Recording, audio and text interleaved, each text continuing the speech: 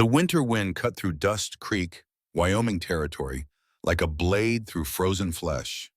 It was Christmas Eve, 1887, and the world had turned cruel. Snow fell in heavy curtains, blanketing the narrow dirt road that led into town. The wooden buildings stood silent beneath a pale gray sky, their windows dark, their porches shuttered against the merciless cold. Wind swept through the empty street, whistling between the boards, slicing through coat and skin alike. On that road, a woman walked alone. Her name was Anna Morrison. She was 28 years old, and she had lost everything. Her head bowed beneath a threadbare shawl, her thin coat doing nothing against the wind that cut through the fabric like it wasn't even there. Her dress, once of respectable brown wool, was now torn at the hem, stained with mud and road dust. Her boots, worn through at the soles, left bloody prints in the snow. In her arms, she clutched a fraying canvas sack. Inside were three things: a dented Lodge No. 8 cast iron pot, manufactured in 1880, a dull Russell Green river paring knife, a wooden spoon she had carved herself from applewood. Everything else was gone. The house, the land, even her mother's wedding quilt. 2 months ago, her husband had died. David Morrison had been 30 years old, a blacksmith by trade, a dreamer by nature. He had worked hard, smiled often, and borrowed more than he could ever repay. Anna had not known about the debts. David had kept them hidden, tucked away in ledgers she never saw, signed on papers with ink that might as well have been blood. It happened on a Thursday in October. David had been transporting a 200-pound anvil by wagon from Fort Collins to a customer in the mountains. The road was steep. The wagon wheel hit a rock. The load shifted. The anvil tipped. It crushed him against the side of the wagon bed, breaking his ribs, puncturing his lungs. By the time a passing miner found him 3 hours later, David was cold. His money pouch, containing $340, had fallen into the Big Thompson River and was never recovered. Anna buried him on a Tuesday. The sky had been gray. The preacher's words had been brief. She had stood at the graveside in her black dress, her hands folded, her eyes dry. She had not cried, not because she didn't love him, but because the tears wouldn't come. Not yet. 3 days after the funeral, they came to her door. Morrison Teague, the man who owned the mercantile in Fort Collins, the man who had smiled at their wedding and given them a set of tin plates as a gift. He stood on her porch with folded papers in his hand and Deputy Marshal Williams beside him. His face was hard. His voice was harder. "Mrs. Morrison," he said, "your husband owed me $650. He took out a loan in June to open his own smithy, put up your house and land as collateral. I'm here to collect." Anna had stared at him, at the papers, at the signature that looked like David's but couldn't be real. "He never told me," she whispered. "I didn't know about any loan." Teague shrugged. "Doesn't matter what you knew, ma'am. Matters what's legal. These papers are filed with the county. The debt is valid. You have 2 hours to clear out." Anna had looked at Deputy Marshal Williams. "Surely there's some mistake. Surely you can give me time to figure this out." Williams had shifted his weight, uncomfortable. His hand rested on his gun belt. "Ma'am, the law's the law. Mr. Teague has every right to the property. I'm sorry. 2 hours." Anna had walked back into the house she had called home for 3 years. She had looked at the furniture David had made, the rocking chair, the bookshelf, the table where they had eaten every meal together. She had looked at the quilt on the bed, the one her mother had sewn by hand, every stitch a prayer. She had looked at the framed photograph on the mantel, their wedding day. David in his Sunday suit, Anna in her white dress holding a bouquet of wildflowers. She touched each thing, memorized them, tried to press them into her mind so she would never forget. Then she walked into the backyard and built a small fire. She fed her wedding dress to the flames first. The white lace caught quickly, curling and blackening, turning to ash. She couldn't take it with her, and she couldn't bear the thought of Morrison Teague selling it to someone else, some other bride wearing the dress that had once meant everything. When the fire died, she packed her sack. 3 things: the pie, the knife, the spoon. That was all she could carry. That was all they had left her. She walked out the front door without looking back. Teague was waiting on the porch, pocket watch in hand. 2 hours on the dot, he said. Then he walked inside like he owned the place. Because now he did. Anna had $4.50 in her pocket, enough for a week's food maybe. if she was careful. She walked north, away from Fort Collins, away from the grave where David lay, away from everything she had ever known.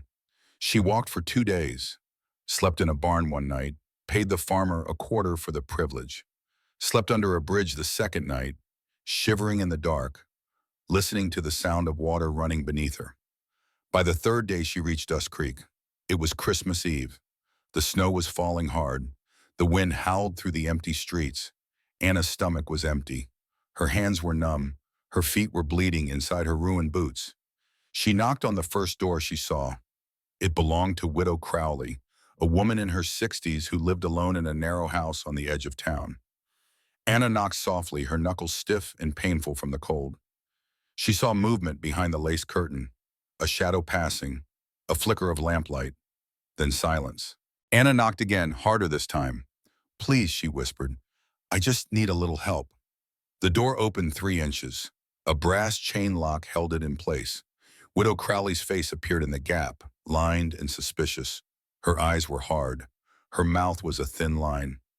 "We don't feed beggars," the widow said. Her gaze swept over Anna's torn coat, her muddy hem, her cracked hands. "Try the church, if it's open." "But ma'am," Anna began. The door slammed shut. The lock clicked into place. Anna stood there for a long moment, staring at the painted wood. Through the window she could see the dining room. A plate of roast chicken sat on the table, half eaten. Steam still rose from it. Her mouth watered, her stomach twisted with hunger. She turned away. The second door belonged to Henrik Peterson, a Swedish immigrant who owned the general store.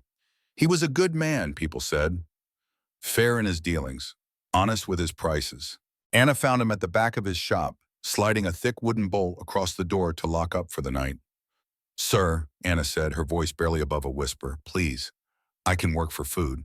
I can sweep, clean, cook, anything you need." Peterson turned to look at her, his face softened. His eyes were kind, but his answer was not. "I'm sorry, miss," he said. "I've got 2 sons who need work themselves. Hard times for everyone right now. I wish I could help." "Please," Anna said again. "I haven't eaten in 2 days." Peterson reached into his pocket and pulled out a dime. He pressed it into her hand. "Get yourself some bread," he said. "But I can't offer more than that." Anna closed her fingers around the coin. "Thank you," she whispered. Peterson nodded and walked away, his boots crunching in the snow. Anna looked down at the dime in her palm. It gleamed dully in the fading light. 10 cents. Enough for a loaf of bread, maybe. But the store was closed, and tomorrow was Christmas. Everything would be closed. She felt something crack inside her chest, not loud, not dramatic, just a quiet break, like ice splintering under too much weight. The third door was the Methodist church. Anna climbed the stone steps slowly. Her legs shook with exhaustion. Her breath came in short, painful gasps. She reached for the brass handle and pulled. The door was locked. A wooden sign hung from a nail. Hand-painted letters, slightly crooked. Christmas service canceled. Pastor Hendricks visiting family in Laramie. Will return December 27th. Anna stared at the sign. Then she sank down onto the top step. Her legs simply gave out. Her back pressed against the cold stone of the church wall. She pulled her knees to her chest and wrapped her arms around them. She opened her sack and looked inside, counted what she had. 1 handful of dried beans, maybe 40 of them. 1 small garlic clove, withered and soft. A pinch of dried thyme wrapped in a scrap of cloth. A few grains of salt in the corner of the bag. That was it. That was everything between her and starvation. Anna sat there as the snow began to fall harder, as the wind picked up, howling down Main Street like a pack of wolves, as the light faded from the sky and the world turned gray and cold and empty. For the first time since David died, she wanted to cry, needed to cry, but still the tears would not come. They stayed locked somewhere deep inside, frozen solid, just like everything else. "God," she whispered into the wind, "if you're listening, just give me 1 more door to knock on. 1 more chance. Please." The wind answered with silence. Anna forced herself to stand. Her legs trembled beneath her. Her vision swam with hunger and exhaustion. She stumbled down the church steps, 1 hand on the railing to keep from falling. She made her way to the edge of the town square, where an old wooden bench sat beside the rusted frame of a broken wagon. The wagon had been abandoned years ago. Its wheels rotted, its bed collapsed, but the frame still stood, and beneath it, sheltered from the worst of the snow, lay a pile of dry wood scraps. Anna couldn't walk any farther. This was as far as she could go. She gathered kindling with numb fingers. Twigs snapped from dead branches. Handfuls of dry straw pulled from the wagon wreckage. A few strips of bark peeled from a fence post. She arranged them in a small pyramid between three flat stones. She reached into her pocket and pulled out a match. A lucifer match, the kind that struck on anything. She had three left. 3 matches between her and the cold. She struck the first match against the stone. It flared bright, the sulfur smell sharp in her nose. She cupped her hand around the flame and touched it to the straw. The fire caught, small at first, fragile. She fed it carefully, adding twigs one at a time, letting each one catch before adding the next. Slowly, painfully, the fire grew. When it was strong enough, she balanced her dented, cast-iron pot on the 3 stones above the flames. She packed the pot with clean snow, then added the dried beans, the garlic clove crushed between her fingers, the thyme, the salt. The snow melted, the water began to simmer. The beans softened slowly, releasing their faint, earthy smell. The garlic turned sweet. The thyme bloomed in the heat. It wasn't much, just water and beans and the memory of better meals. But as it cooked, a scent rose from the pot, something warm, something real, something that spoke of kitchens and hearths and the hands of women who had cooked with love. The scent traveled on the wind, thin but persistent, weaving through the falling snow. And across the square, someone noticed. A figure emerged from the white. He moved slowly, steadily, his gait unhurried. He wore a thick wool blanket wrapped around his shoulders, the edges frayed and worn. Beneath the blanket, Anna could see a deerskin jacket decorated with beadwork. His hair was long and gray, hanging loose past his shoulders. His face was deeply lined, weathered by 70 winters. His eyes were dark and calm. He was Comanche. He approached the fire without speaking and knelt down on the opposite side, his movements careful and deliberate. For a long moment, he simply sat there watching the flames, breathing in the scent of the soup. Then he spoke. That, he said, his voice low and textured like old leather, is the scent of someone who remembers. Anna flinched. She pulled the pot closer, instinctively protective. It's just soup, sir. Just beans. The old man smiled faintly. His face creased into 1,000 lines. It's more than that. Anna studied him. His clothes were old but cared for. His hands, resting on his knees, were gnarled but clean. He didn't look dangerous. He looked tired, like her. Like someone who had walked too many miles and seen too many winters. She picked up her wooden spoon, the one she had carved herself. She dipped it into the pot and held it out across the fire. It's all I have, she said quietly, but you're welcome to it. The old man's eyes brightened. He reached out and took the spoon. He brought it to his lips and sipped carefully, letting the liquid sit on his tongue. His eyes closed. For a long moment, he said nothing. He simply sat there, spoon in hand, eyes closed, the steam from the soup rising into the cold air. Then he opened his eyes, and Anna saw tears on his weathered cheeks. My daughter cooked like this, he said softly, when she was still here, before the winter took her. Anna's throat tightened. I'm sorry for your loss. The old man handed the spoon back. He stirred the fire with a stick, nudging a log into place. The quiet between them opened gently, not uncomfortable, just full. My name is Gray Wolf, he said. I'm Comanche. Been in this territory 60 years. Seen a lot of winters, a lot of people come and go. Anna nodded. I'm Anna Morrison. You're not from here. No, sir. Colorado. Fort Collins. And now you're here. Anna looked down at her hands, red and cracked from the cold. Now I'm nowhere. Gray Wolf was silent. He pulled his blanket tighter around his shoulders and watched the fire. When he spoke again, his voice was gentle. What happened to you, Anna Morrison?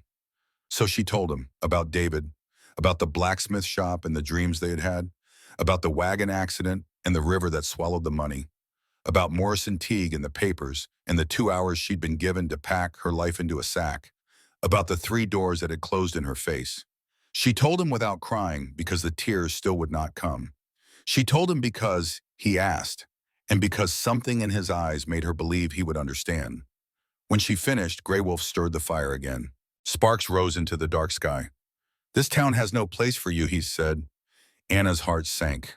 She had known it was true, but hearing it spoken aloud made it real. But, Grey Wolf continued, there might be one elsewhere. Anna lifted her head. Where? 12 miles northwest of here. There's a ranch in a valley, Red Hollow they call it, 640 acres. Good land, good water.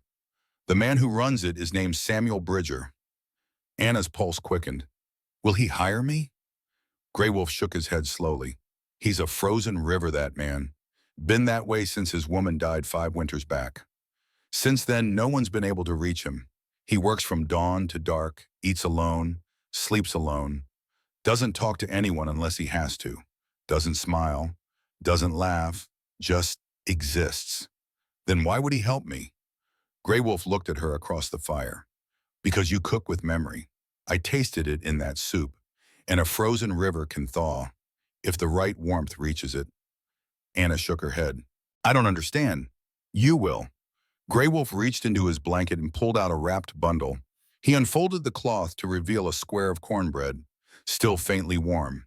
He pressed it into Anna's hands. You're shaking. From cold. From fear. Both will pass, but if you keep cooking from the heart, a door will open. Anna stared at the cornbread. Her hands trembled around it. Why are you helping me? You don't even know me. Grey Wolf's face darkened. His eyes grew distant. 22 years ago, he said, there was a storm, just like the one coming tonight. My daughter was 23 years old, a widow. Her husband had been killed in a fight with soldiers. She had nowhere to go, no family left to take her in. She wandered from town to town, knocking on doors, begging for work. He paused. The fire crackled between them. I found her 3 days after the storm ended, Grey Wolf continued, frozen under a cottonwood tree. She tried to build a fire but couldn't keep it lit. She died alone, cold, and no one had opened a door for her. His voice broke, just slightly, just enough. I won't make that mistake with you, he said. Anna's chest tightened. Thank you, she whispered. Grey Wolf pulled another bundle from his blanket. Inside were 8 matches, their heads dipped in wax to keep them dry, and a small leather pouch of pemmican, dried meat mixed with fat and berries. Follow the ridge north, he said. At dawn, you'll see a fork in the road. Take the left path. It's longer, but safer. The right path goes through Wolf Creek Pass. 3 men froze to death there last winter. Anna took the matches and the pemmican. Her throat was too tight to speak. Grey Wolf stood slowly, his joints creaking. He looked down at her one last time. When you get to Red Hollow, tell Samuel Bridger that Grey Wolf sent you. Tell him I said a frozen river can thaw. He'll understand, or he won't. Either way, you'll have tried. Then he turned and walked away. His shape faded into the falling snow, disappearing like a spirit into the white. Anna sat alone by the fire. The cornbread was warm in her hands. The matches and pemmican were solid and real in her pocket. The wind still howled. The snow still fell. But something inside her had shifted. Not hope, not yet, but the shape of it. She ate half the cornbread, wrapped the other half carefully, and tucked it into her sack. She kicked snow over the fire until it hissed and died. Then she stood, shouldered her sack, and turned north. The night was brutal. The temperature dropped to 15 degrees below freezing. The wind cut through her thin coat like knives. The snow fell so thick she could barely see 3 feet ahead. But Anna kept walking. She thought of David, of the way he used to smile when he came in from the forge, his face black with soot, his hands blistered. You're the best thing that ever happened to me, Anna, he'd say. Don't ever forget that. She thought of her mother who had died of cholera when Anna was 16, her mother who had taught her to cook on a wood stove in Kansas, who had shown her how to knead bread, how to season stew, how to make something good from almost nothing. Food is love, her mother used to say. Never forget that. When you feed someone, you're giving them a piece of your soul. She thought of Grey Wolf's daughter, 23 years old, frozen under a tree. No one to help her. No door open. Anna would not be that girl. She walked through the night, stopped every half hour to stomp her feet, to keep the blood moving, ate a small piece of pemmican when her legs began to shake. kept walking. At dawn, the sky turned pale gray. The snow thinned, and through the white, Anna saw the ridge. She climbed it slowly, her lungs burning, her legs screaming. At the top, she saw the fork in the road. Just as Grey Wolf had said, she took the left path. An hour later, the valley opened before her. Red Hollow Ranch. It sat in a wide basin surrounded by bare cottonwood trees and split rail fences that stretched as far as she could see. The main house was large, built from thick logs chinked with clay, 2 stories tall with a stone chimney rising from the center. Smoke drifted from the chimney, gray and steady. 2 barns stood to the east, their roofs heavy with snow. One was massive, at least 80 feet long and 40 feet wide. The other was smaller, perhaps 40 by 30. A bunkhouse sat near the corrals, a chicken coop, a smokehouse, a small forge. This was not a failing ranch. This was a working operation. Successful, solid. Anna stopped at the gate. Her legs shook so badly she could barely stand. Her vision blurred. She had not slept in over 24 hours, had not eaten more than half a cornbread and a few bites of dried meat, but she had made it. She forced her legs to move, one step, then another, through the gate, across the yard, onto. The snow here had been trampled by boots and hooves. She could see fresh tracks leading to the barn. She climbed the porch steps, 3 of them. Each one felt like a mountain. She raised her hand to knock. The door opened before her knuckles touched wood. 2 men stood there, both tall, both broad-shouldered, both wearing heavy work coats and holding tin cups of steaming coffee. They stared at her like she was a ghost. The first man was in his early 30s. He had a long scar running down his right cheek, old and white. His eyes were blue, his mouth twisted into a grin. "Well, would you look at this?" he said. His voice was loud, amused. "Santa drop you off, miss?" The second man, younger with a red beard, laughed. "This ain't no poorhouse, lady. Boss doesn't run a charity." Anna swayed on her feet. Her vision swam. Black spots danced at the edges. She locked her knees to keep from falling. "I ain't asking for charity," she said. Her voice came out thin and shaky. "I can work." The first man snorted. "Work?" He looked her up and down. "You look like one good gust would blow you clear to Nebraska." Anna's hands tightened on the strap of her sack. "I can cook." The laughter stopped. The 2 men glanced at each other. The grin faded from the scarred man's face. He opened his mouth to say something, but a sound stopped him. Footsteps. Heavy, slow, deliberate. Boot heels on wooden floorboards. The kind of walk that didn't hurry, didn't hesitate, just moved with the certainty of a man who didn't ask permission for anything. A third man appeared in the doorway. He was tall, well over 6 feet, broad across the shoulders, solid through the chest. He wore denim Levi's, dark blue and worn at the knees, a flannel shirt, blue-gray unbuttoned at the collar, a leather vest, unadorned. His hair was dark brown streaked with silver gray. His jaw was covered in 4 days of stubble. His eyes were pale blue-gray, the color of ice on a frozen lake. He looked at Anna, not at her face, past her, through her, like she wasn't really there, like she was just another piece of the landscape. "You cook?" His voice was low, flat, empty of everything. "Yes, sir," Anna said. "Where?" "Wanna? Colorado. Fort Collins." "For who?" Anna hesitated. The lie came without thought. "My husband, he ran a blacksmith shop. Small crew. 6 men. The man's eyes flicked to hers. Just for a second. A sharp, assessing look. Then away again. "You're lying," Anna's breath caught. I asked where you cooked. You said Colorado, but your eyes went left when you said it.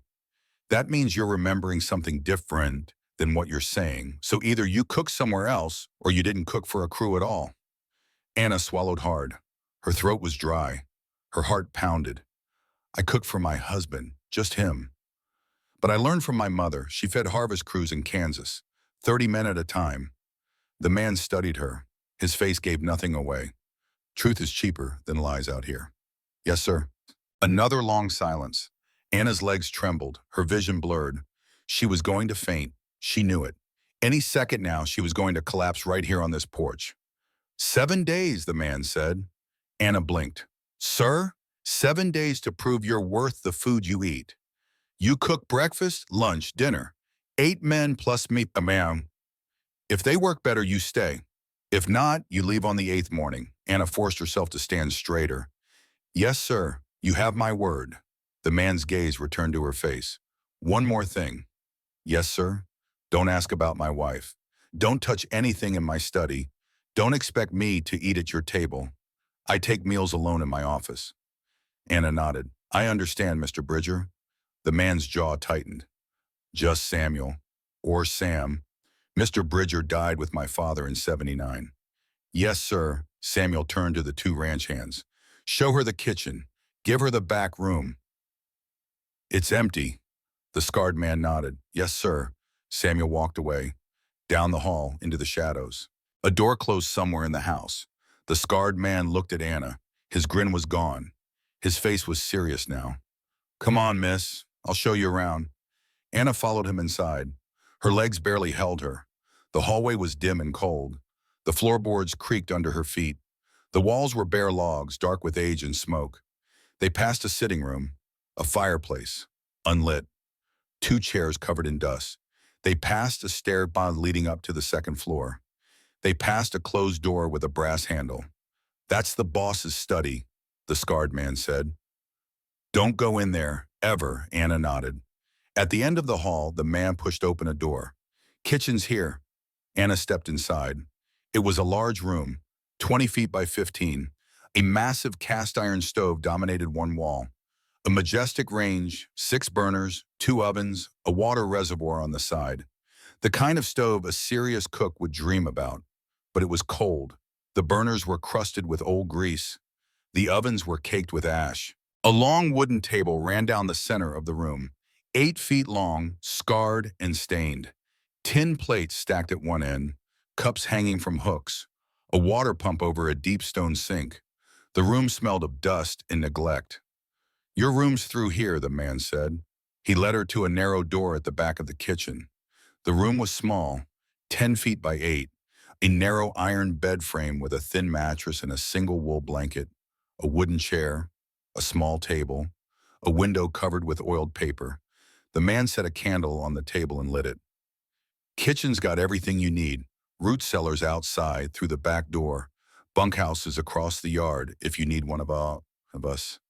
Thank you, Anna said. Her voice was barely a whisper. The man nodded. He paused at the door. Name's Tom McKenna. I'm the foreman here. Anna Morrison. Tom studied her for a moment. His eyes were kind. Don't mind the boss, Miss Morrison. He's been frozen since December 5 years back, since his wife died. But he's not a bad man, just a broken one. Anna nodded. She couldn't speak. Get some rest, Tom said. You look like you're about to drop. He left. The door closed softly. Anna stood alone in the small room. She set her sack on the floor. She sat on the bed. The mattress was lumpy and thin, but it was the first bed she had slept in since leaving Fort Collins. She lay back, closed her eyes, and for the first time in 2 months, she slept. She woke 3 hours later to the sound of voices outside. Men's voices, rough and loud. She sat up, disoriented. For a moment, she didn't know where she was. Then it came back. Red Hollow, Samuel Bridger, 7 days. She stood and splashed cold water on her face from a pitcher on the table, tied her hair back, straightened her dress as best she could, tied her apron. Then she walked into the kitchen. It was time to cook. Anna stood in the cold kitchen and surveyed what she had to work with. The majestic range stove was magnificent, even covered in grime. 6 burners, 2 ovens, a water reservoir that could hold gallons once heated. This was a stove built for serious cooking, built for feeding crews, built for a woman who had once cared about such things. But that woman was gone. Anna rolled up her sleeves. First, she needed fire. She found kindling in a wooden box near the stove, newspaper from 1886, strips of bark, small twigs. She arranged them in the firebox and struck one of Grey Wolf's matches. The flame caught. She fed it carefully, adding larger pieces of split oak until the fire roared. While the stove heated, Anna scrubbed. She found a stiff, bristled brush under the sink and a bar of harsh lye soap. She filled a bucket with water from the pump and went to work. She scrubbed the stovetop until the cast iron gleamed black. She scraped old grease from the burners with her knife. She cleaned the ovens, hauling out pans full of ancient ash. She scrubbed the long wooden table until her hands were raw, scrubbed the floor on her hands and knees, washed every tin plate and cup. By the time she finished, her back ached and her fingers were red and cracked. But the kitchen looked different. It looked cared for. She explored the root cellar next. It was through a door at the back of the kitchen, down 6 wooden steps into a cool, dark space carved into the earth. The walls were lined with shelves, and those shelves were stocked. Potatoes, at least 2 bushels, still firm. Onions, a full bushel. Carrots, maybe 20 pounds. A barrel of salted beef. Sacks of flour and cornmeal, 50 pounds each. A crate of eggs. 2 pounds of butter wrapped in cloth. A quart jar of milk from that morning. Dried beans, dried apples. A tin of coffee beans. Jars of preserves, their contents dark and mysterious. This was not a poor ranch. This was a place that had money, that had resources, but no one to cook them properly. Anna decided what to make. It was late afternoon now, nearly 4 o'clock. The men would be hungry. They would expect supper soon. She would make cornbread, fried bacon with red wine onions, scrambled eggs, strong coffee, simple food, but made with care. She started with the cornbread, mixed 2 cups of cornmeal with 1 cup of white flour in a large ceramic bowl, added a tablespoon of baking powder, a teaspoon of salt. In a separate bowl, she cracked 2 eggs and beat them with a fork. Added a cup and a half of milk, 3 tablespoons of honey from a jar she found in the pantry, and a 1/4 cup of melted lard. She combined the wet and dry ingredients, stirring just until blended. Over-mixing would make the bread tough. She had learned that from her mother. Always mix with a light hand, Anna. Treat the batter like it's something precious. She greased her cast iron skillet, the one from her sack, with a thin layer of lard, poured in the batter, slid it into the oven. 375 degrees, she estimated, based on how the air shimmered when she held her hand inside. While the cornbread baked, she worked on the bacon. She found a thick slab of it in the cold cellar, salt-cured and smoked. She sliced it into 16 pieces, each about a 1/4 inch thick, laid them in a large cast iron skillet, and set it over medium heat. The bacon began to sizzle almost immediately. The fat rendered out, pooling clear and golden at the bottom of the pan. The smell filled the kitchen. Rich, savory, the smell of home. She turned the bacon after 4 minutes. Let it cook another 4 minutes on the other side. When it was crisp and brown, she lifted it out with a fork and set it on a plate. Left 2 tablespoons of the bacon fat in the pan. She sliced 2 large red onions into thin half-moons, added them to the hot bacon fat. They sizzled and steamed. She stirred them with her wooden spoon, letting them cook slowly until they turned soft and golden, their edges just beginning to caramelize. Added a teaspoon of brown sugar to help them along. For the eggs, she cracked a dozen into a bowl, added a splash of milk and a good pinch of salt. Beat them until they were pale yellow and slightly frothy. Melted a tablespoon of butter in a clean skillet. Poured in the eggs and stirred gently with her spoon, pushing them around the pan, letting them form soft, fluffy curds. Took them off the heat while they were still slightly wet. They would finish cooking from their own heat. The coffee was last. She found a bag of Arbuckle's coffee, the kind that came pre-roasted, popular across the West. She ground a cupful in a hand mill, the crank squeaking with each turn. Put the grounds in a large pot with a gallon of water, brought it to a boil. Let it boil for 10 minutes. Added an eggshell to help the grounds settle. The cornbread came out of the oven golden brown, the edges crisp, the center tender. She brushed the top with melted butter and let it rest. By the time the men filed in from the yard, the kitchen was transformed. The table was set, the food was ready. The air was thick with the smell of butter and bacon and fresh baked bread, the smell of someone who cared. The men stopped at the doorway, all 8 of them.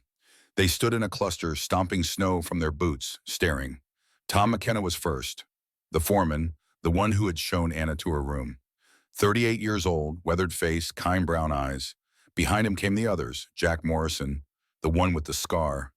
32, tall and broad, the one who had mocked her that morning. Lyle Dutton, 28, red-bearded, quick to laugh, quick to judge. Clay Anderson, 45. Black skin, a large scar across his right cheek. Eyes that had seen hard things. Wade Cooper, 24. Blonde hair, blue eyes. The youngest of the crew, Brett Hollis, 26. Short and muscular. A face that looked perpetually angry. Carl Jennings, 30. Black beard. A smile that made Anna uncomfortable. And old Cy Murphy, 62. Gray-haired, limping slightly, the oldest hand on the ranch. They stood there in silence. Then Jack Morrison stepped forward. He sniffed the air. His eyes widened. What in the name of... Clay Anderson moved past him to the table. He looked down at the food like he was seeing a vision. Good Lord have mercy, he muttered. Is that real? Tom smiled. Smells like my mama's kitchen 20 years ago. They sat down slowly, one by one, like men in a dream. Anna brought the food to the table. The cornbread, cut into thick golden squares. The bacon, piled high, the onions glistening on top. The eggs, fluffy and steaming. In a wide bowl, a pot of black coffee. Tom McKenna cleared his throat. Grace first, he said. The men bowed their heads. Some removed their hats. Lord, Tom said, his voice quiet and steady, we thank you for this food, for the hands that made it, and for the roof over our heads. Amen, amen, the others echoed. Then they ate. The silence lasted maybe 10 seconds. Then it broke. Groans of satisfaction. The scrape of forks on tin plates. The sound of men who had been living on burned beans and hardtack discovering what real food tasted like. Clay Anderson took a bite of cornbread and froze. He chewed once, twice. Then he looked up at Anna, his eyes wide and wet. Sweet Jesus on a Sunday morning, he said quietly. I thought I died and the angels were feeding me. Wade Cooper reached for a second piece, then a third. Ma'am, he said, his mouth full, if the boss doesn't keep you, we're all quitting. I swear to God. Old Cy Murphy ate in silence, but tears ran down his weathered cheeks and into his gray beard. He wiped them away with the back of his hand, but more came. This tastes like home, he finally said, like when my wife was still alive. Anna stood by the stove, her hands clasped in front of her, watching the meat. Her heart pounded, her hands shook, but she did not speak. She just refilled coffee cups when they emptied, brought more cornbread when the first batch disappeared. When the meal was nearly finished, Tom McKenna stood. He picked up a clean plate and began filling it. Cornbread, bacon and onions, eggs, a cup of coffee. I'll take this to the boss, he said. Anna nodded. She watched him carry the plate down the dim hallway toward the closed door at the end. Watched him knock. Heard a voice from inside, muffled but clear. Leave it. Tom set the plate on a small table outside the door and walked back to the kitchen. Anna turned away. She began washing dishes in the stone sink, her hands in cold water, her mind racing. In his study, Samuel Bridger sat behind his large oak desk. The room was dark. The fireplace was cold and full of ash. The only light came from a single oil lamp on the corner of the desk, its flame low and steady. Papers covered the desk. Bills, letters from the bank. A ledger book open to a page of numbers written in his own hand. Numbers that did not add up the way he needed them to. He had been staring at those numbers for an hour, trying to find a way to make $1,800 appear out of nothing, trying to find a solution that did not involve selling half his herd in the dead of winter. He set his pen down, rubbed his eyes. His head ached. His chest felt tight. Then the smell reached him. It came through the gap under the door, subtle at first, then stronger. Onions cooked in bacon fat, butter melting on hot bread, garlic and thyme and something sweet. Samuel's hands stilled on the desk. He stood, walked to the door, opened it. The plate sat on the small table. Steam rose from the food in thin, lazy spirals. He picked up the plate and carried it back to his desk. For a long moment, he just stared at it. The cornbread was golden, the edges dark and crisp. The bacon was perfectly cooked, the onions caramelized and sweet-looking. The eggs were soft and fluffy, not rubbery like the slop the men usually made for themselves. Samuel picked up a piece of cornbread, bit into it. He stopped chewing. The taste hit him like a blow. Warm, sweet, familiar in a way that made his chest ache. Margaret, She used to make cornbread every Sunday after church. She would stand at the same stove, flour on her apron, hair tied back, humming hymns while she worked. Her cornbread had never been this good. She burned it half the time, left it raw in the middle the other half. But she tried, God, she tried. And he had loved her for it. This cornbread was perfect, moist but not heavy, sweet but not cloying, the edges crisp, the center tender. Someone had made this with skill, with care. Samuel ate slowly, every bite. The bacon was salty and rich. The onions were sweet, the eggs were creamy. When he finished, he set the fork down and stared at the empty plate. His hand rested flat on the desk. His fingers curled slightly against the wood. Something inside him moved. Something that had been frozen for 5 years. Not melting, not yet, but shifting, like ice beginning to crack under spring sun. Tom McKenna returned 20 minutes later to collect the plate. He knocked softly. "Come in." Tom opened the door, saw the empty plate, saw Samuel sitting behind his desk, staring at nothing. "Boss, everything all right?" Samuel did not look up. "Tell her it was good." Tom smiled. "Yes, sir." He picked up the plate and turned to go. "Tom." "Sir?" Samuel's jaw worked. His hands were flat on the desk. "Just that. Tell her it was good. Just that." "Yes, sir." Tom carried the plate back to the kitchen. Anna was at the sink scrubbing a cast iron pan with salt in a rag. Her hair had come loose from its tie. Her face was flushed from the heat of the stove. "Boss says it was good," Tom said. Anna turned. Her eyes were wide. Her hands dripped water onto the floor. "That's all?" Tom grinned. "Coming from him? That's everything. He hasn't said a kind word about food in 5 years." Anna nodded. She turned back to the sink. Her hands were shaking so badly she could barely hold the pan. 1 day down. 6 to go. The next morning, Anna woke before dawn. She lay in the narrow bed for a moment, listening to the wind outside. Her body ached. Her hands were raw. But she had slept, really slept, for the first time in weeks. She dressed quickly in the cold room, tied her hair back, put on her apron, walked into the kitchen. The stove was cold again. She built a new fire, using the last of Grey Wolf's waxed matches. The wood caught quickly. Soon the kitchen was warming. She made breakfast. Pancakes from flour and buttermilk, fried eggs and butter, thick slices of bacon. Coffee strong enough to strip paint. The men came in at 6 o'clock. They sat down without speaking. Ate like men who had forgotten this kind of food existed. Tom took a plate to Samuel's study, left it outside the closed door. When Tom returned to collect the plate an hour later, it was empty again. After breakfast, Anna explored the ranch while the men worked.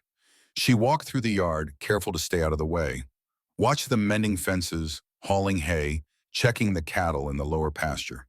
When she returned to the kitchen around mid-morning, she found something that had not been there before. Her door, the one to her small room, no longer stuck. The hinges had been oiled. The frame had been sanded smooth. And on her table sat a small bundle of dried purple asters tied with string. Anna stared at the flowers, picked them up. They were brittle with age, but still beautiful. She walked into the main part of the house, found Tom in the hallway. "Who fixed my door?" Tom grinned. "Boss did it around 3 this morning. Heard him hammering and sanding." "Why didn't he just ask you to do it?" Tom shrugged. "That ain't his way, miss. He doesn't talk." "He does." Anna looked down at the flowers in her hand. "And these?" Tom's grin widened. "Found those himself, I'd wager. There's a patch of wild asters up on the ridge.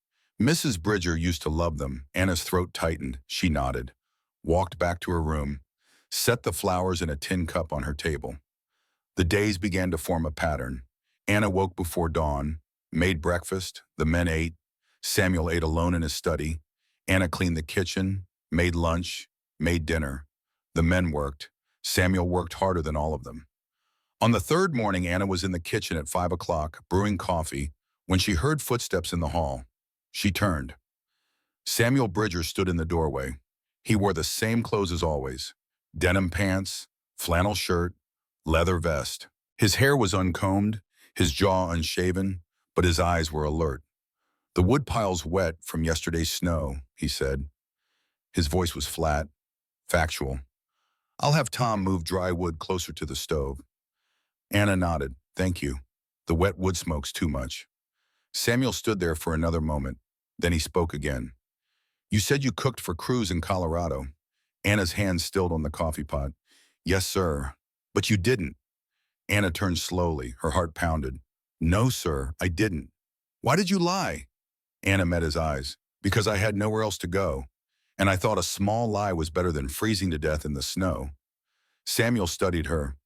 What did you really do in Colorado? I cooked for my husband, just him. He was a blacksmith. We lived in a small house in Fort Collins. He died. It was not a question.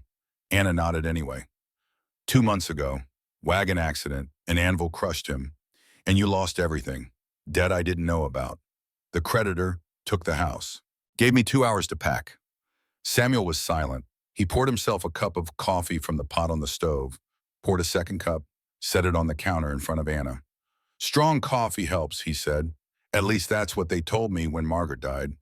Then he walked out. Anna stood alone in the kitchen. She picked up the cup of coffee. The steam curled into the cold air. Her hands shook.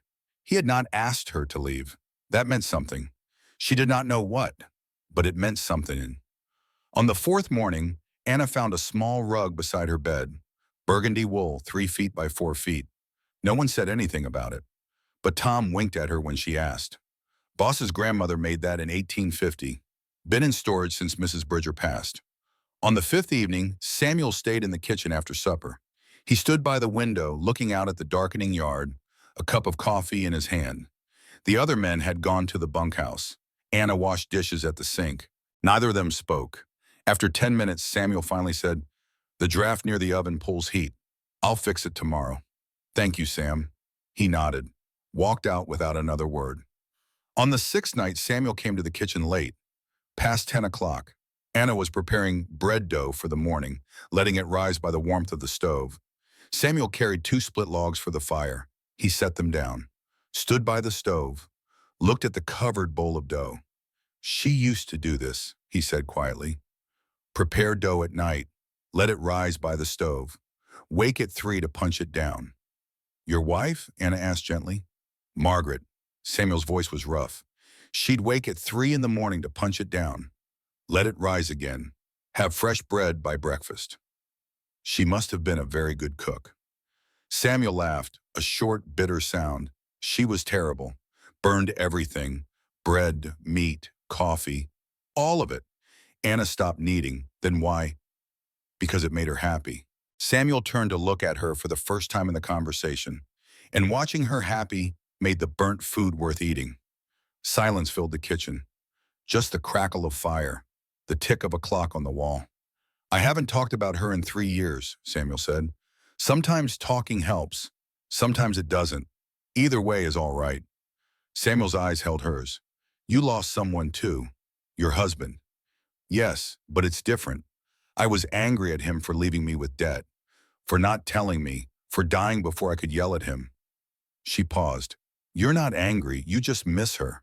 Samuel's jaw tightened. I'm angry. Angry she didn't listen. Angry I couldn't save her. Angry she left me here alone too. He stopped, turned away. Anna took a step toward him. Not close, but closer. You're allowed to be angry, Sam. Grief isn't just sadness. It's everything at once. Samuel said nothing. He stared at the fire for a long moment. Then he spoke again, his voice barely above a whisper. 7 days are up tomorrow. Anna's breath caught. I know. Samuel turned and walked to the door, stopped, did not turn around. Good night, Anna. It was the first time he had used her name. Good night, Sam. On the morning of the 7th day, December 31st, New Year's Eve, Anna woke early. She cooked the best breakfast she could manage. Beefsteak seared in a hot cast iron pan with butter and salt, eggs fried in the beef drippings, hashed brown potatoes with onions, fresh cornbread, baked apples with cinnamon and brown sugar for dessert. The men ate in silence, but when they finished, Tom McKenna stood. The others stood with him. Miss Morrison, Tom said, we know today's your last day, according to the deal. Anna nodded. She could not speak. We talked it over last night. All of us. Tom looked around at the other men. And we want you to know that these 7 days have been the best 7 days we've had in 5 years. Clay Anderson spoke next. Food's been better than anything we've eaten since Mrs. Bridger was alive. Wade Cooper added, and it ain't just the food, miss. The kitchen feels alive again. The whole house does. Old Cy Murphy's voice cracked. Feels like home. Tom looked at Anna. So if the boss doesn't keep you, we're prepared to take a vote. And if we vote you stay, that ought to count for something. Anna's eyes filled with tears. She wiped them quickly with her apron. Thank you, she whispered.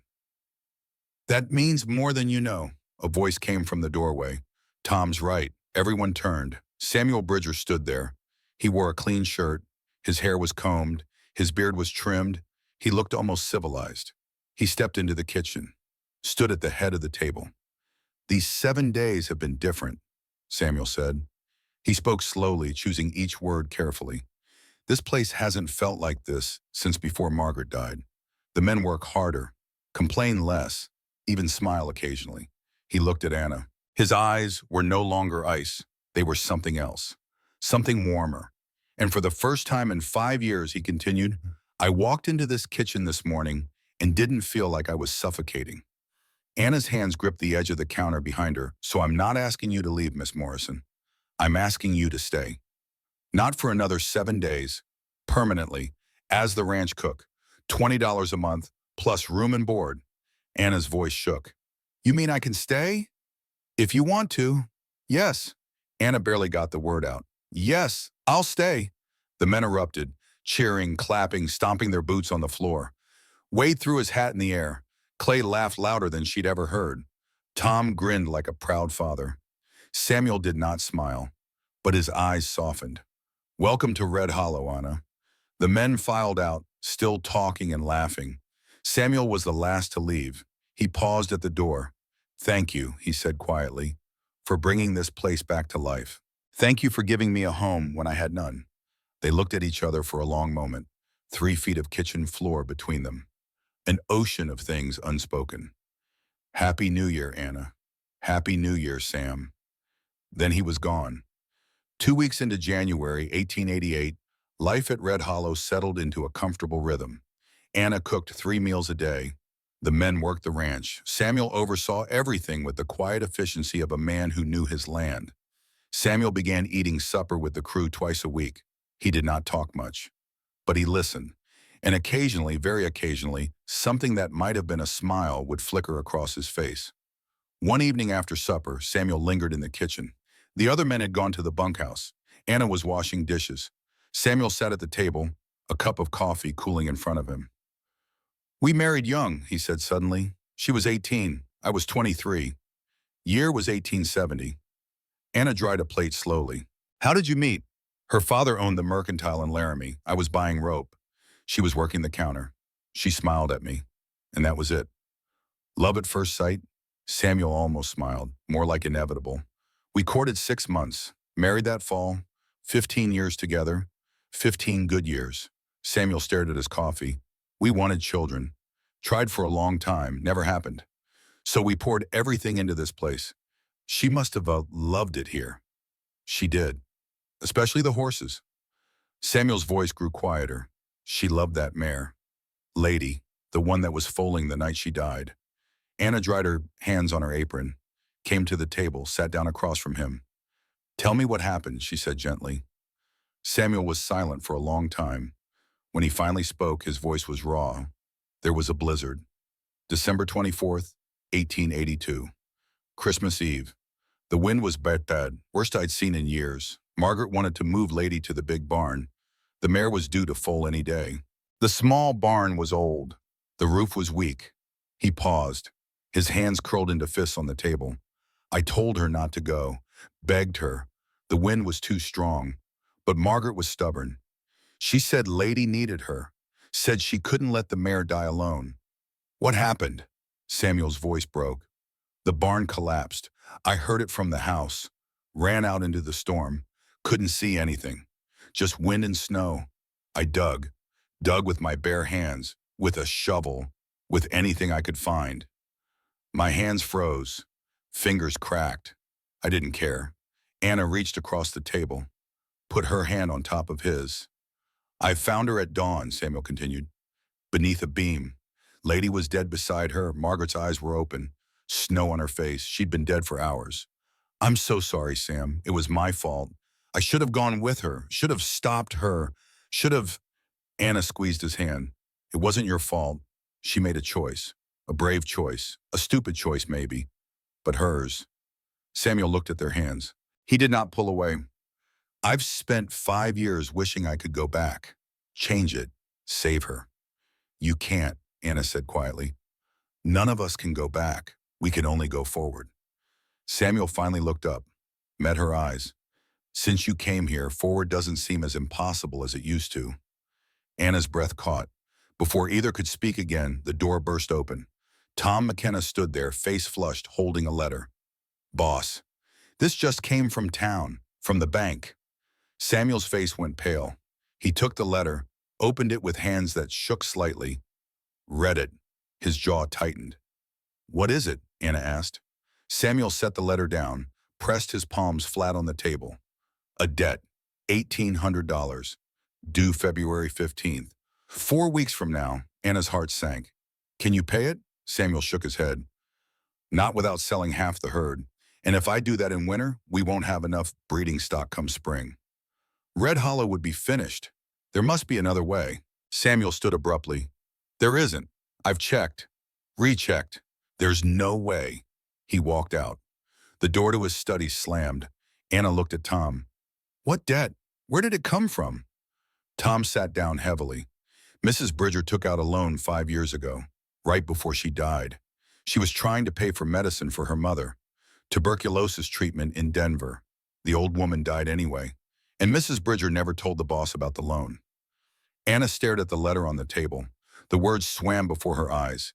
$1,800, due in 30 days. Failure to pay will result in foreclosure of property. This couldn't happen. Not again. Not to Samuel. Not to Red Hollow. That night, Anna found Samuel in the barn. He sat on a bale of hay, a bottle of Old Crow bourbon beside him. His head was in his hands. Anna sat down next to him. They sat in silence for a long time. What did the letter say exactly, she finally asked. Samuel handed her the bottle instead of answering. She took a small sip. The whiskey burned. Margaret borrowed the money in 1882, Samuel said. She used the ranch as collateral. I never knew. She hid the papers.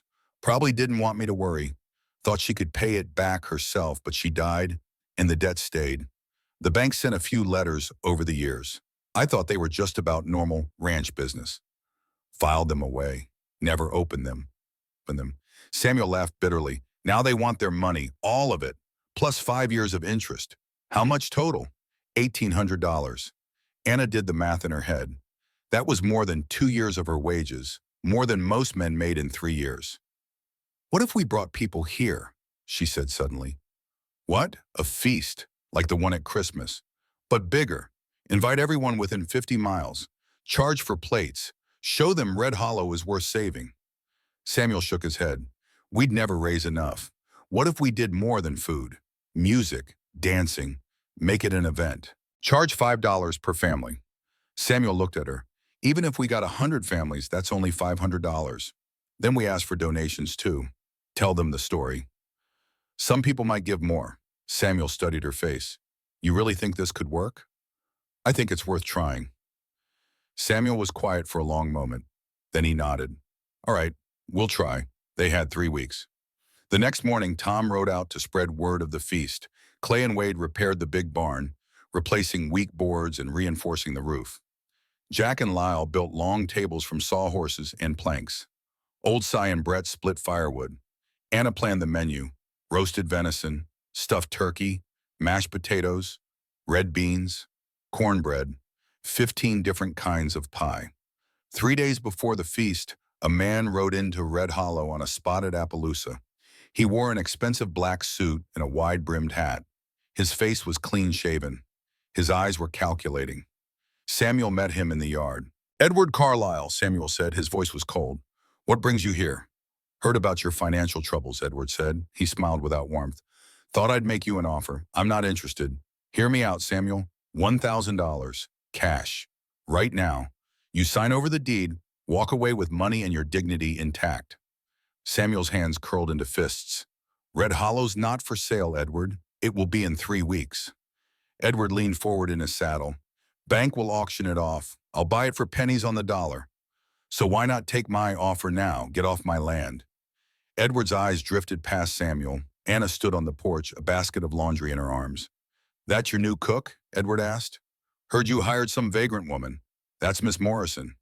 And she's none of your concern. Edward grinned. Pretty thing. If you lose this place, send her my way. I could use a woman with domestic skills. Samuel took a step forward.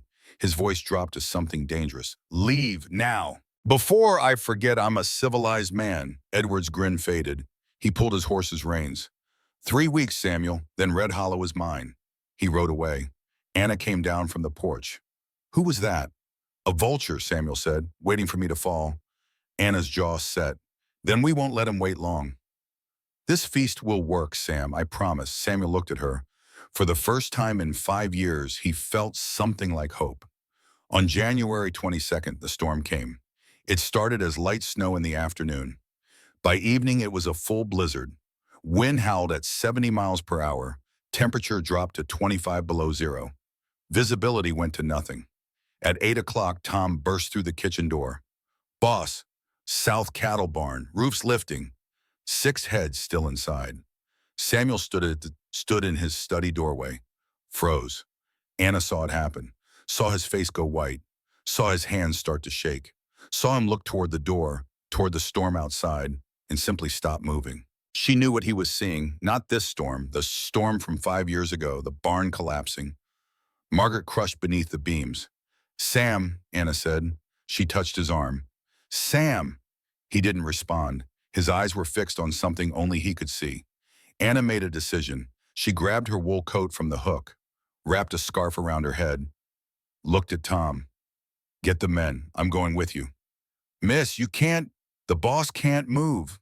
So I will. Now, go. She ran into the storm. The wind hit her like a fist. She staggered. Tom grabbed her arm, kept her upright.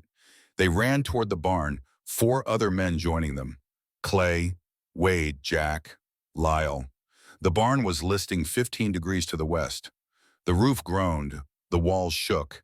Inside, 6 pregnant cows bellowed in panic. What do we do? Wade shouted over the wind. Anna's mind raced. She had never done anything like this before, but she had watched her father work cattle in Kansas, had learned by watching.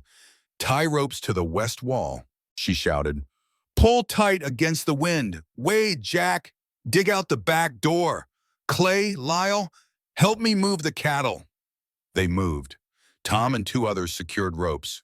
Wade and Jack shoveled frantically at the snow blocking the rear exit. Anna and the others went inside.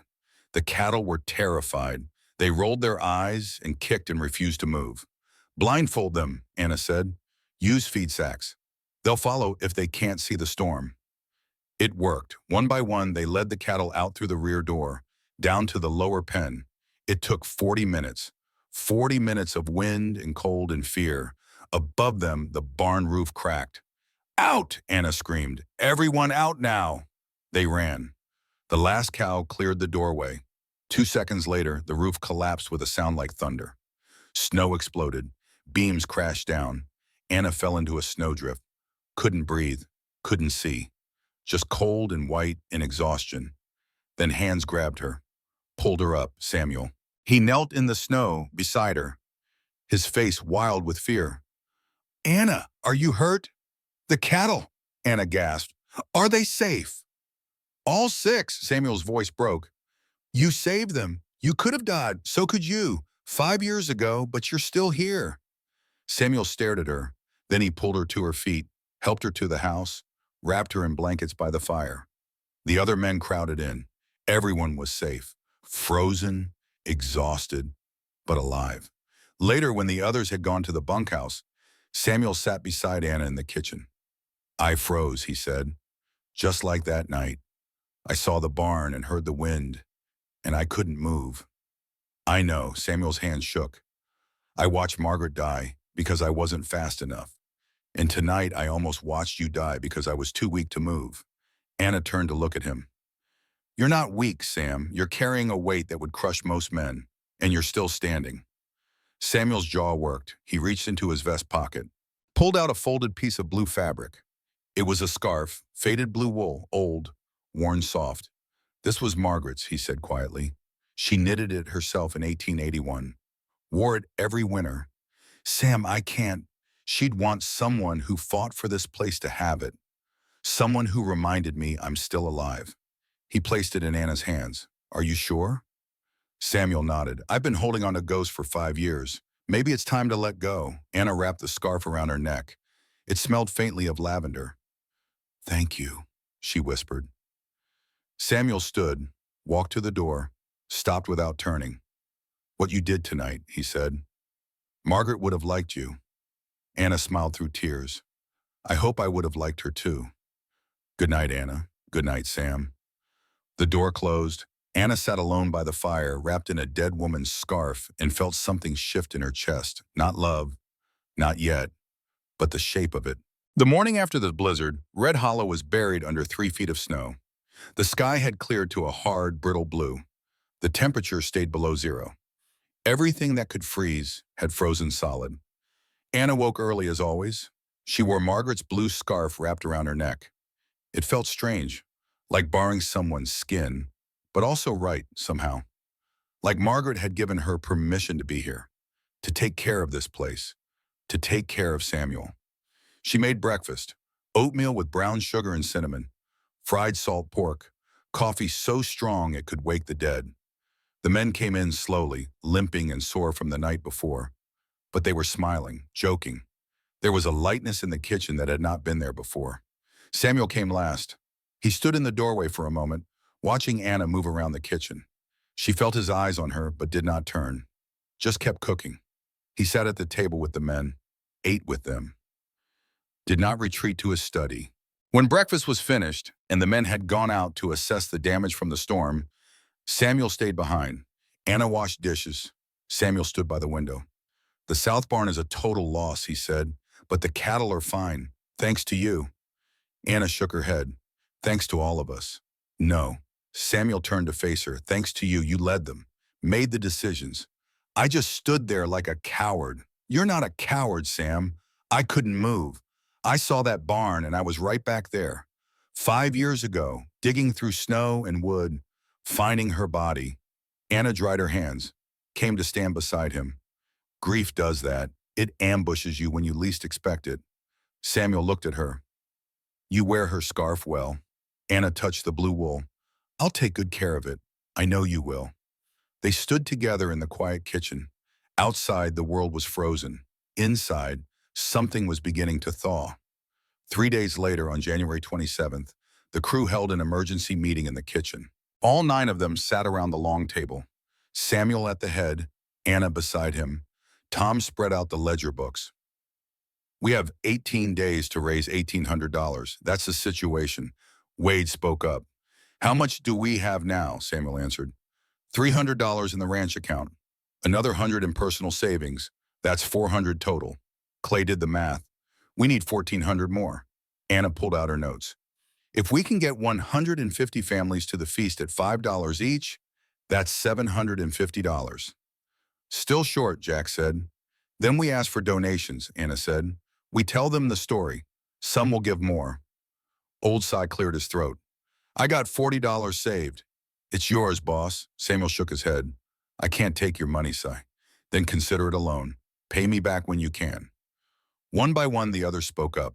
Tom had $70 saved. Clay had 30. Wade had 15. Even Brett and Carl, who rarely spoke kindly of anything, offered what they had, $20 each. When they finished, Tom added it up. That's another $200 from the crew, plus the $750 from the feast, assuming we get that many people. That puts us at $1,350, still $350 short. We'll figure it out, Anna said firmly. We have to. Samuel looked at her, then at his men, at the faces of people who were willing to give everything they had to save a place that was not even theirs. He cleared his throat. His voice was rough. I don't know what to say. Don't say anything, Tom said. Just throw a hell of a feast. Anna spent the next 2 weeks working harder than she had ever worked in her life. She woke at 3 in the morning, went to bed past midnight. Her hands were raw, her feet ached, her back screamed, but she kept cooking. She made lists, calculated portions, figured out how to feed 150 people with the supplies they had and the money they could spend. 3 roasted deer. Clay and Wade went hunting, brought back 3 bucks, each over 120 pounds dressed weight. 6 turkeys. Tom bought them from a farmer in Laramie, 12 to 15 pounds each. 50 pounds of potatoes, 2 bushels of carrots, 3 bushels of onions, 20 gallons of red beans. She started them soaking 3 days before the feast. 200 cornbread loaves. She calculated she could bake 50 at a time in the big oven. 4 batches. 8 hours of baking. 15 pies. Apple, pumpkin, cherry, pecan, and mincemeat. 3 of each. 5 gallons of coffee. She would brew it in shifts. Keep it hot all day. The men built an outdoor oven from stones and clay, big enough to roast the deer over open flames. Tom rigged a spit system with a hand crank. Clay kept the fire going day and night for 3 days, burning it down to perfect coals. They cleaned the big barn from top to bottom, swept out 5 years of accumulated dust and straw and bird droppings, scrubbed the floor planks, hung lanterns from the rafters, draped the walls with white cloth Anna had sewn from old canvas. Tom rode to every ranch, every mine, every homestead within 50 miles. He told them the story. Samuel Bridger's ranch was in trouble. Good man, fair boss. His wife's debt was going to take everything. Come to the feast, help if you can. People promised to come. Tom came back each night with a new count. 60 families, 80, 100, 120. On February 12th, 2 days before the feast, Edward Carlisle rode into Red Hollow again. Samuel was in the yard helping Wade reinforce the outdoor oven. He saw Edward coming and straightened. Edward dismounted, walked over with that same calculating smile. Samuel, still planning your little party? It's not a party, Edward. It's a feast. And yes, Edward looked around at the preparations, the barn being decorated, the outdoor oven, the stacks of firewood. He laughed. You really think this will work? You really think you can raise $1,800 from a bunch of broke ranchers and miners? I think it's worth trying. Edward stepped closer. His voice dropped. I've been talking to the bank, Samuel. They're willing to sell me the lien early for $1,500. Samuel's jaw tightened. What are you saying? I'm saying even if your feast raises the full amount, it won't matter. I'll own your debt by the time you try to pay, and I'll foreclose on the 16th anyway. That's illegal. Edward smiled. Is it? My brother-in-law runs the bank. Papers can be filed however we want them filed. This is business, Samuel, nothing personal. Samuel took a step forward, his hands curled into fists. Why do you want this place so badly? Water rights. Edward gestured at the valley. Red Hollow sits on the best aquifer in Wyoming territory. Control the water, control every ranch downstream. Simple economics. I'll fight you. With what? You're broke. Edward turned to leave. Then he paused. Oh, and Samuel, when I take this place, I'm tearing down that house your wife loved so much. Building something modern. Something that doesn't reek of failure. Samuel moved before he could think. His fist connected with Edward's jaw. Edward staggered back, hit the ground hard. Blood ran from his split lip. He looked up at Samuel with cold fury. You'll regret that, he said. He stood, brushed off his suit, climbed back on his horse. 3 days, Samuel. Enjoy them. He rode away. Anna came out of the house. She had seen everything from the kitchen window. Sam, are you all right? Samuel looked at his hand. His knuckles were bleeding. No, I'm not all right. That bastard is going to steal everything. Anna came down the steps, took his hand, examined the split knuckles. We'll clean this. Come inside. In the kitchen, she washed his hand with water and soap, wrapped it in clean cloth. Samuel sat at the table, his face dark with anger. He's going to take Red Hollow, Samuel said, no matter what we do. Anna finished tying the bandage. Then we make the feast so good that everyone remembers it. So good that when Edward Carlisle moves in here, he'll spend every day knowing he stole something beloved, something that mattered. Samuel looked at her. You really believe that? I believe we don't give up until it's over. Samuel caught her hand, held it between both of his. Anna Morrison. Where did you come from? Dust Creek, she said, remember? Starving and desperate. Samuel smiled, a real smile, the first she had ever seen on his face. Best thing that ever walked up my porch steps. Anna's breath caught. Sam. They sat like that for a long moment, hands joined, eyes locked. Then Samuel stood, released her hand.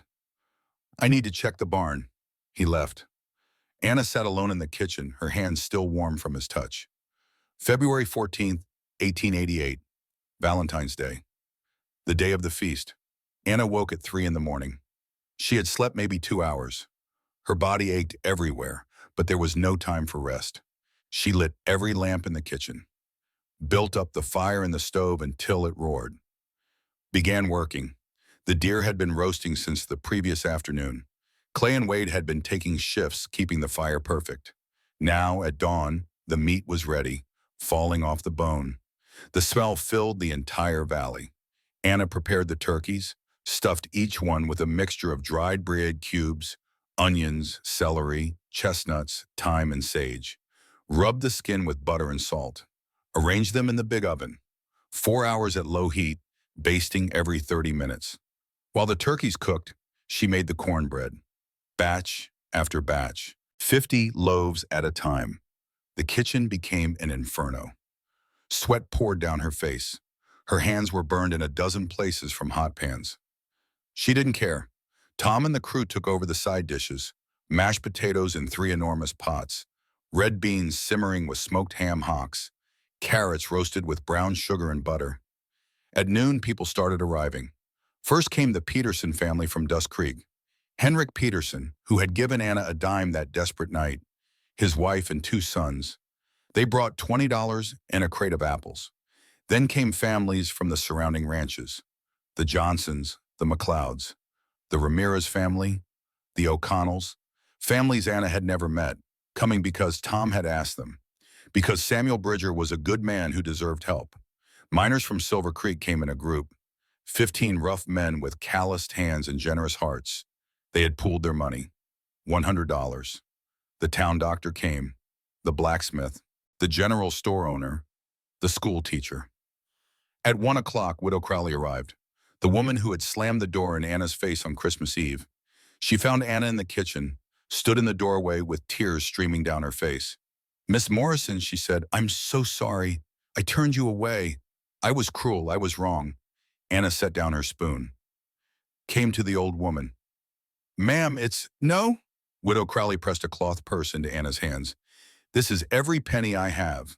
$23. I want you to have it. I want you to know I'm sorry. Anna hugged her. Thank you. That means everything.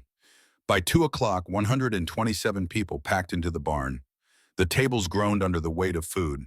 The 3 deer carved into thick slices, the meat dark and rich. The 6 turkeys golden brown, steam rising when they were carved. Mountains of mashed potatoes, lakes of gravy, cornbread stacked in pyramids, beans in huge cast iron pots. 15 pies lined up on a separate table. The smell was overwhelming, intoxicating. People stood at the entrance and just breathed it in. Samuel stood at the head of the main table. He raised his hand. The crowd quieted. Friends, he began. His voice was rough. He had to clear his throat. Neighbors, thank you for coming. Applause. Quiet, but sincere. 5 years ago, Samuel continued, I lost my wife. And for 5 years, I've been dead inside, just going through the motions, waiting for something. I didn't know what. The barn was silent. Then 2 months ago, a woman knocked on my door. She had nothing. No home, no family, no money. Just a cast iron pot and more courage than any person I've ever met. He looked at Anna. She stood near the kitchen entrance, her apron covered in flour and grease, her hair falling from its tie, her face exhausted but glowing. She brought this place back to life, Samuel said. She reminded me what it means to care about something, to fight for something, and now we're fighting to save Red Hollow. He explained the debt, the bank, the deadline. His voice cracked once, but he kept going. So eat, he finished, enjoy, and if you can spare anything, we'd be grateful. But even if you can't, thank you for being here. Thank you for reminding me that community still means something. The applause was thunderous. People ate, and the food was extraordinary. Anna had poured everything she knew, everything her mother had taught her, everything she had learned in kitchens across Colorado and Kansas, into this meal. The venison was tender and smoky, the turkey was juicy, the stuffing perfectly seasoned. The potatoes were creamy and rich. The cornbread was sweet and crumbly. The pies were perfection. People cried while eating. Old men with weathered faces and hard lives sat with tears running into their beards. Women who had buried children, survived droughts, watched husbands die, sat and remembered what hope tasted like. This is what food can do, Anna's mother had told her once. It can carry memory. It can carry love. It can carry hope. After the main course, Tom set up a donation box on a table near the door. A simple wooden crate with a slot cut in the top. People began to give. A rancher with 3 daughters put in $50, and all he had saved for the winter. A widow with a homestead in the foothills put in $15, her entire pension for the month. The miners from Silver Creek added their 100. Families who had almost nothing gave $2, $5, whatever they could spare. And they kept coming. All afternoon, a steady stream of people filing past the box, dropping in coins, bills, checks written on scraps of paper. At 4 o'clock, a horse and rider appeared at the top of the ridge. Edward Carlyle. He rode down slowly, deliberately, like a king surveying his future kingdom. Samuel met him at the barn entrance. "Edward," Samuel said coldly. "Samuel." Edward dismounted, looked past him into the barn, at the crowd, the food, the laughter. "You've outdone yourself. What do you want?" Edward smiled. "I came to watch you fail, to see the look on your face when you realize it wasn't enough." The barn had gone quiet. Everyone was watching now, but Edward continued, "I made a mistake." Samuel's eyes narrowed. Edward stepped forward, raised his voice so the whole barn could hear. "I came here today planning to destroy something, but instead, I found something I haven't seen in 20 years. He paused, looked around at the faces watching him. "Community," Edward said. "People who give a damn about each other. I'd forgotten that existed." He reached into his coat, pulled out a folded check, handed it to Samuel. $500, Edward said, "and I'm withdrawing my offer to buy the lien." "Red Hollow is yours, Samuel. Keep it." Samuel stared at the check. "Why?" "Because." Edward paused, his voice softened. His eyes, which had been hard and calculating, now looked tired, old. "That cornbread Miss Morrison made reminded me of my mother. She died 10 years ago. Made cornbread just like that every Sunday. I never got to tell her I was sorry." He looked around at the faces watching him, at the families sitting together, at the old couples holding hands, at the children laughing. "Sorry for what, Samuel?" someone called out. Edward's jaw tightened. Sorry for choosing money over people, for spending 10 years buying land and water rights and calling it success, for having a big house with no one in it, for becoming so rich I forgot what it means to be human. He pulled out the check, held it up. "I came here today to watch Samuel Bridger lose everything, to buy his ranch for pennies, to control the water in this valley." He looked at Samuel. "And I was going to enjoy it." The barn was silent. "But I walked in here," Edward continued, his voice cracking slightly, "and I saw something I haven't seen in 20 years. Community. People giving everything they have to save a neighbor, not because they'll get anything back, just because it's right." He handed the check to Samuel. $500, and I'm withdrawing my offer to buy the lien. Red Hollow is yours. Keep it." Samuel stared at the check. "Why are you really doing this?" Edward looked at Anna, then back at Samuel. "Because I have everything, and you have something I can never buy. People who would come to save you if you fell." He turned toward the door, stopped. "And because that cornbread reminded me of a time when I was happy, before I became this." He gestured at his expensive suit. "Before I became empty." For a moment, no one moved. Then the barn erupted. Applause, cheers, people on their feet. Edward nodded once to Samuel, a gesture of respect between two men who had been enemies. Then he turned, walked to his horse, climbed into the saddle, and rode away without looking back. Samuel stood holding the check. His hands were shaking. Tom came over, clapped him on the shoulder. "Let's count it, boss." They took the donation box into the house. Anna, Samuel, and Tom sat at the kitchen table, emptied the box, sorted the money into piles. Bills, coins, checks. They counted twice to be sure. Tom wrote the final number on a scrap of paper.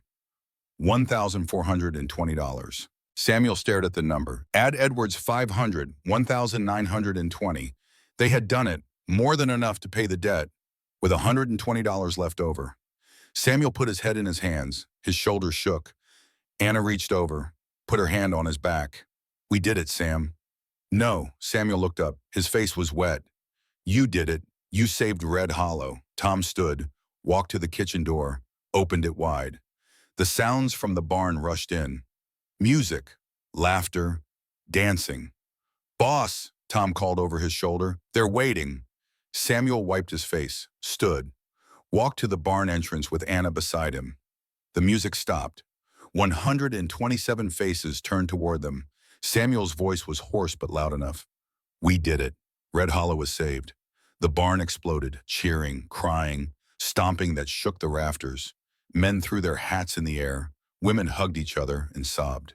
Children jumped and screamed and didn't understand why the adults were crying and laughing at the same time. Clay Anderson lifted his fiddle, played the opening notes of a Virginia reel. The floor filled with dancers.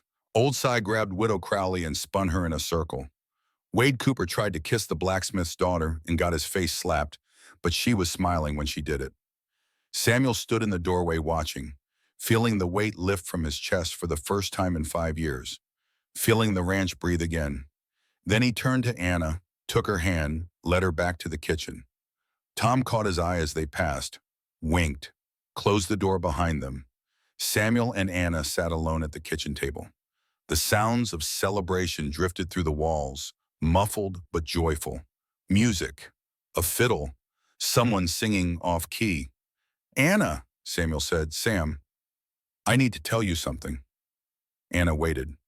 When you showed up on my porch 2 months ago, Samuel said, I was planning to die. Not right away, but eventually. I'd stop caring if I lived or not. This place was running itself. I was just occupying space. Sam, you don't have to. Yes, I do. Samuel turned to face her fully. You saved my life, not by cooking, not by running into that storm, by making me remember that life can still be good, that frozen rivers can thaw, that it's possible to feel again. Anna's throat was tight. I didn't do anything special. You did everything. Samuel reached out, took her hand, and I need you to know that I'm not asking you to replace Margaret. I'm asking you to be Anna, to stay here, to build something with me, if you want that. Anna's heart pounded. What are you saying? Samuel slid off his chair, knelt on the floor in front of her. From his vest pocket, he pulled out a small object wrapped in cloth. Unwrapped it, a silver ring, simple band, one small red garnet stone. This was my grandmother's, Samuel said. She wore it for 50 years, and I want you to wear it. If you'll marry me. Anna couldn't breathe. Sam, I'm not good with words. I'm broken in ways that might never heal. But I love you, Anna Morrison. I love your strength, your courage, the way you make burned bacon taste like the best meal I've ever had, the way you look at me like I'm worth something. His voice cracked. Will you marry me? Anna slid off her chair, knelt in front of him, took his face in her hands. Yes, she whispered, before you even finish asking. Yes. Samuel kissed her, soft, tentative, like he had forgotten how and was learning again. When they pulled apart, he slipped the ring onto her finger. It fit perfectly. They sat on the kitchen floor, holding each other, while outside the barn rang with music and laughter. 1 year later, February 14, 1889, Valentine's Day. Red Hollow Ranch thrived. The debt was paid. The herd had grown. A new barn stood where the old South barn had collapsed. The house had been painted, the fences repaired. Everything that had been broken was being mended. Anna and Samuel had married in March of 1888, a simple ceremony in the barn. Tom had stood up for Samuel. Widow Crowley had stood up for Anna. The whole community came.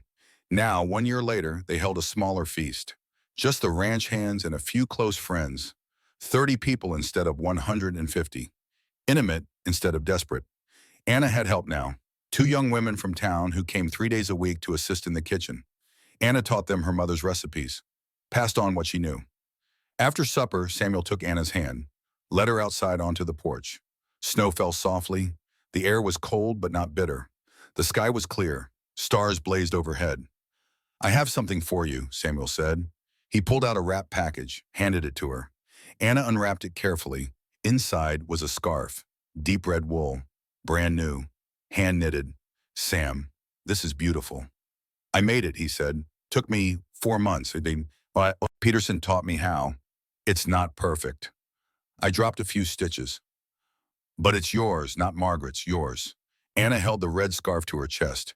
The blue scarf Margaret had knitted was about letting go. This red scarf, made by Samuel's own hands, was about choosing her, about a love that was not a replacement, but a beginning. "Thank you," she whispered.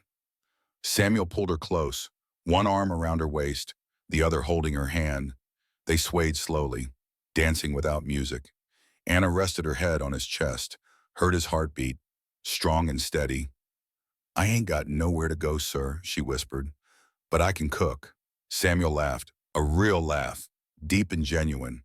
"And I'm so damn glad you knocked on my door." They stood together in the falling snow, two people who had lost everything, two people who had found each other when they had nothing left to give but themselves. And it had been enough. Inside the house, Tom McKenna stood at the kitchen window, watched them dance, smiled. Old Cy came up beside him. "They gonna be all right, you think?" Tom nodded.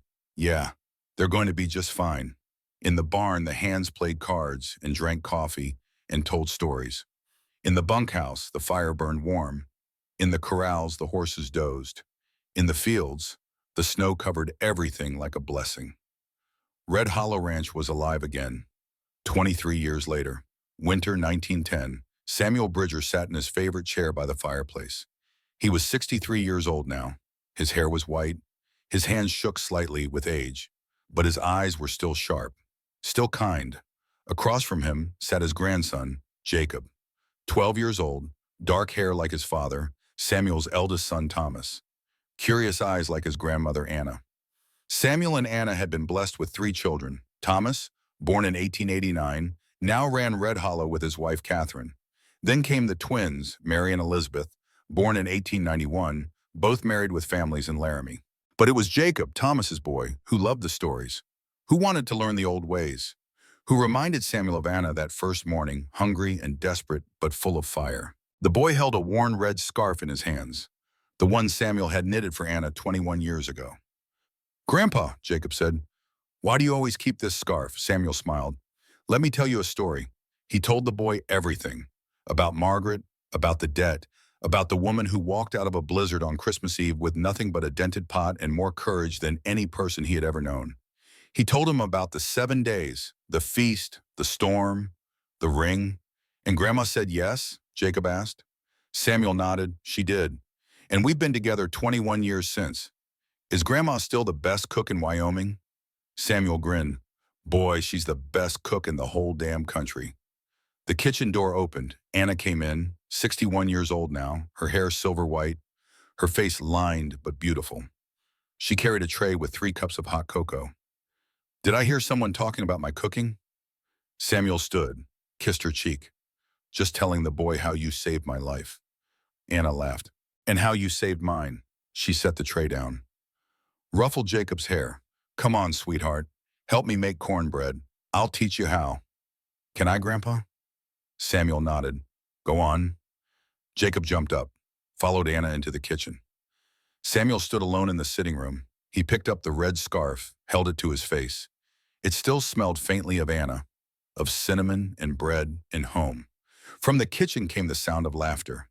Anna teaching Jacob to measure flour, to crack eggs, to stir with a light hand. Samuel closed his eyes, remembered.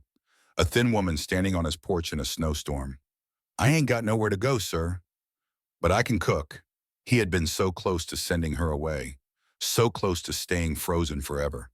Thank God he had let her stay. Thank God for that one moment of mercy. Thank God for Anna. In the kitchen, Anna showed Jacob how to grease the cast iron pan. The same dented lodge number 8 pot she had carried from Dust Creek all those years ago. It was seasoned now, black and smooth, still perfectly functional. This pot, she told Jacob, saved my life. How? Because I used it to make soup for a kind old man named Grey Wolf. And that soup led me to your grandfather. And your grandfather gave me a home. She smiled. Never underestimate the power of a good meal, Jacob. Food is more than nutrition. It's love. It's memory. It's everything we are. Jacob nodded solemnly. I'll remember, Grandma. Good boy. They worked together in the warm kitchen. Anna's hands, now gnarled with age, guided Jacob's young, smooth ones, teaching him, passing on what her mother had taught her, she had taught Samuel, what would be passed down through generations. The cornbread went into the oven. The smell began to fill the house. Samuel came into the kitchen, wrapped his arms around Anna from behind, rested his chin on her shoulder. Jacob giggled. Gross. Samuel kissed Anna's temple. Never gross. This woman is the reason this family exists. Anna turned in his arms, looked up at him. And you're the reason I learned to live again. They stood like that for a moment. Then Samuel released her, sat at the table, watched Anna and Jacob work. This was what mattered. Not the land, not the money, not even the ranch. This, family, love, the passing on of knowledge and care and hope. A knock came at the front door. Samuel went to answer it. A young woman stood on the porch, maybe 25, thin, exhausted. Her coat was threadbare, her boots worn through. Sir, she said, her voice shaking, I'm sorry to bother you, but I'm looking for work. I can cook, I can clean, I'll do anything. Samuel looked at her, saw Anna from 23 years ago, saw desperation and courage in equal measure. He smiled. Come in out of the cold, miss. Let's get you some supper. Then we'll talk. The woman's eyes filled with tears. Thank you, sir. Thank you so much. Samuel led her to the kitchen. Anna looked up, saw the woman. Understood immediately. She pulled out a chair. Sit down, dear. You look half frozen. The woman sat. Anna placed a bowl of stew in front of her. Fresh cornbread, hot coffee. The woman ate like she hadn't eaten in days, because she probably hadn't. Samuel and Anna exchanged a look. A lifetime of understanding passed between them. They would help this woman, give her work, give her a chance, pay forward what Grey Wolf had done for Anna all those years ago, because that was what you did. When someone knocked on your door with nowhere else to go, you opened it, you invited them in, you fed them, you gave them hope, you gave them home.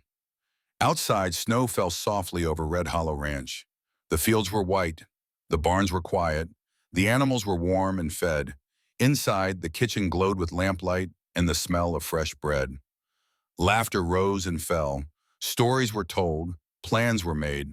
Life continued, as it always had, as it always would. Anna Morrison Bridger stood at the stove, her grandson beside her, a stranger at her table being fed, her husband watching from the doorway with love in his eyes. She had come here with nothing. A dented pot, a broken heart, 3 items in a canvas sack. And she had built a life, a family, a home. The red scarf hung on a peg by the door. A reminder, a symbol, a promise that frozen rivers could thaw, that dead hearts could beat again, that it was never too late to start over. Anna smiled, turned back to her cooking. And Red Hollow Ranch, which had been saved by a woman who knew how to turn nothing into everything, warm ashes into roaring fires, despair into hope, continued to stand.